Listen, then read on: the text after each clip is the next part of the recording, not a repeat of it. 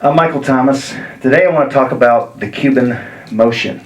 In Latin dancing, we like to use the waist and accent the waist, both the males, especially the females, in our salsa dancing, cha-cha, especially in the rumba, because the rumba is slow and you want that Cuban motion of the waist. So let me talk about, first of all, kind of how it looks, and then I'll break it down so that we can step through it. The Cuban motion is basically taking our waist and making a crazy 8 out of it. And it's almost like an 8 that's laying on its side. So if I was to draw an 8 on its side, that's the Cuban motion. I'm going to take my waist and make a Cuban motion out of it. So in essence, this hip is going to come forward and back. That's one side of the 8. And then this hip is going to come forward and back. That's the other side of the 8.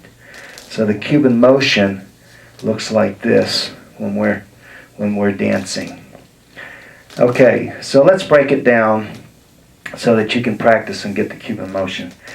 First of all, let's do this. Let's spread our feet apart, and what I want you to do is just practice bending the knees, because to get the Cuban motion, first of all, for sure we have to bend knees. So let's take and spread your feet about waist apart. Now we don't do that when we're dancing, but this is the practice to get the Cuban motion. Spread it waist apart. Just bend one knee and then bend the other knee.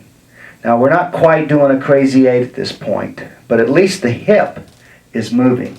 So notice that when I bend this knee, this part of my hip's going down, my other hip's coming up. So here I've got one hip going down, the other one coming up. Notice that I have also, when you're practicing this, notice that I have one leg down, and when this one comes up, the other one goes down. Up and down. So in essence, I do not have both going down at the same time, and I don't really have both up at the same time. I mean, for a split second, yes.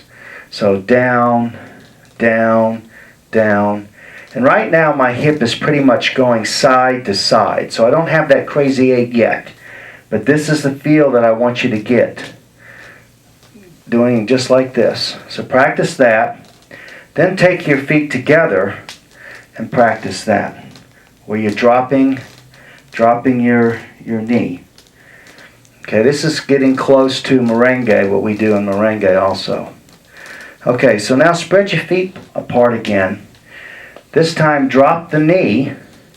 Now take this hip and pop it forward and then bring it around. And after you've brought it around, drop your right knee. And then when you drop this knee, when it comes up, pop this hip forward and out, and then bring it around. Once it gets around the back, this knee should be bent, or my left knee. And then I pop my left hip out to the side and forward, out to this side and forward, and then pop it around to the back. And now this knee is bent, and I just continue the crazy 8 motion. Okay, then the next thing that we would do is practice this with our feet close together. It's a little harder with the feet close together, but that's why we have you spread the feet first.